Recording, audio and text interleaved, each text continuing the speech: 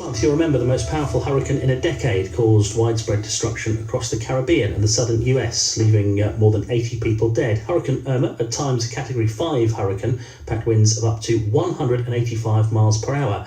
Irma left a wake of destruction on several islands in the Caribbean, including Antigua and Barbuda, Turks and Caicos, Anguilla and the British Virgin Islands. Teams from aid agencies and charities from the UK have been sending volunteers out there to help, including from Norfolk. One of them is Kirsty Ferris from Norwich, who went to the Caribbean with the charity MapAction and is good enough to join us in the studio now. You returned a week ago, didn't you? So it's 2 weeks ago. 2 weeks ago. Yeah. Time flies.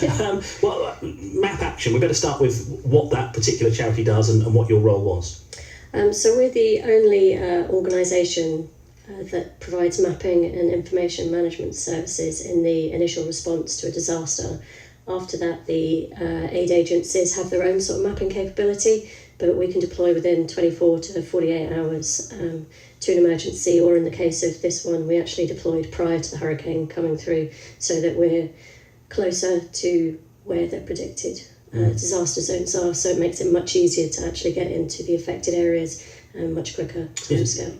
Because a hurricane is different to something like an earthquake in that you have some warning that's going to happen. So where were you when the hurricane first happened, when it first started causing devastation? We flew into Barbados and waited through it in Barbados because there was no chance of it hitting there. And then we moved up to Antigua straight the following day because Antigua was okay, and then from Antigua we had to wait out Jose before we could move on to any of the other affected areas. We weren't quite sure where Jose was going to come through, whether it was actually going to hit Antigua or not, but we waited there and all was fine. It wasn't. So you had that awful period where you were waiting to start work. You know there was work that needed to be done, but you couldn't because you were waiting for yet more strong winds and more possible devastation. Absolutely. We have a lot of preparedness stuff that we can do. So we have what we call a data scramble, where we collect lots of free and available data that we can put into map format. So it takes quite a long time to actually go through that, see which is the best data to use, what's the best formats, which is going to be useful, which is not, because there's a lot of data out there that isn't actually that useful for that particular emergency. So when you eventually got to see some of this devastation, some of the problems that had been caused, just describe the scene to me. So when we flew into Anguilla, so it was only sort of 2 days after, the first thing that you notice about the airport is that it's not functioning. That all the hangars have been destroyed, there's planes that have been destroyed. You get met on the runway and walk through, there is no arrival zone, and just met by a car at the entrance. The first thing I think I noticed was just all the corrugated roofing that's wrapped around palm trees. It's quite it stays with you. They're literally the whole roof just wrapped around a palm tree, and then there's no vegetation. All the vegetation's been stripped from the palm trees. I think that's kind of what stays with you the most when you first see it anyway. So how were you able to sort of live comfortably on the island or live well enough to be able to do the job that you needed to do? Because you've got to keep yourself safe.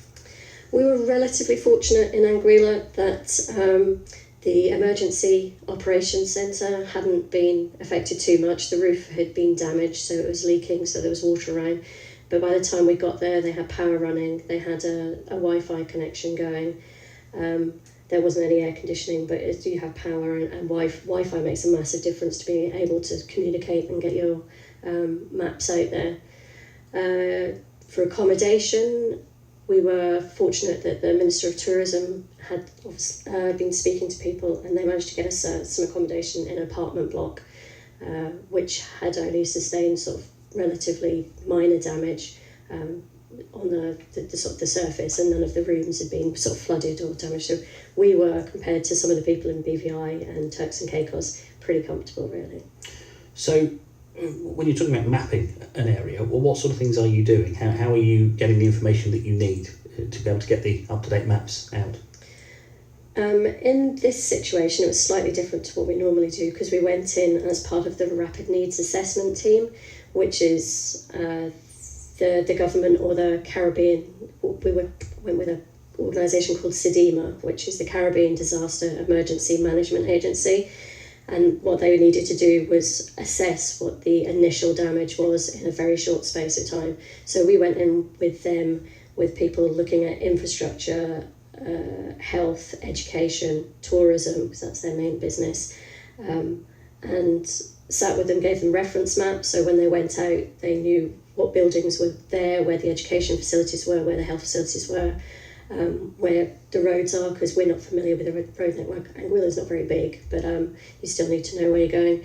And then they come back with the information. We send them out with GPSs and a notepad, and they take points and they note whether it's damaged, destroyed, partially destroyed.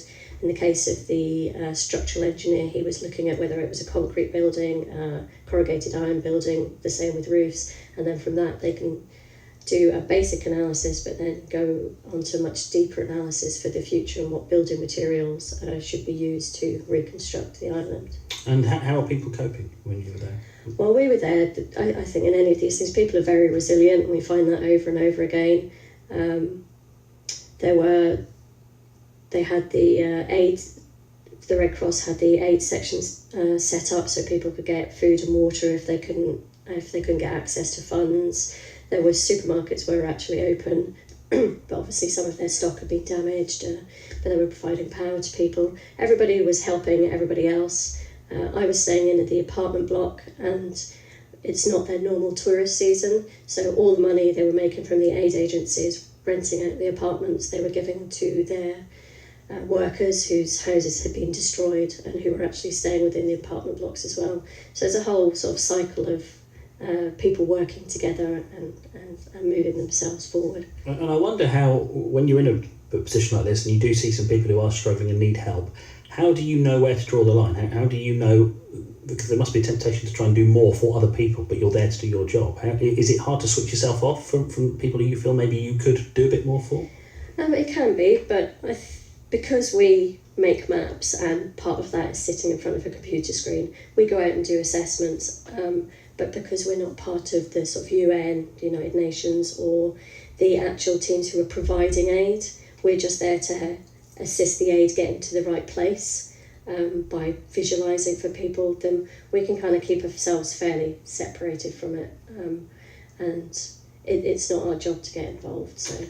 And it feels like we're getting more of these extreme weather events at the moment, climate change and all of that. I mean, how does it feel to you? Are you already waiting for the next call? Do you know where you might be heading next? Because we're all volunteers, every one of the deployable team is a volunteer, then we only have a short amount of time each year that we can deploy. So I allocate 10 to 14 days every year that I go and do a volunteer deployment. I've been with the organisation for 11 years and I've managed to deploy every year that I've been available.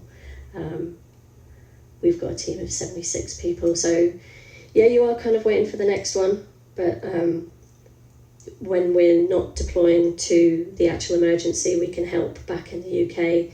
We have a support-based rota so that there's always somebody on call 24 hours to help the team in the field as well as the HQ, but sort of data and things like that. So yeah, I mean, sometimes it seems like there's more, but I think that's the way of the world and I can't change that. Well, appreciate you coming in, Kirsty. Thank you very much for telling us all about it. Kirsty Ferris, who's been to help deal with the aftermath of Hurricane Irma, which I'm sure you heard all about in the news over the last couple of months, and helps to draw maps of places when things like this happen. It's 8:48.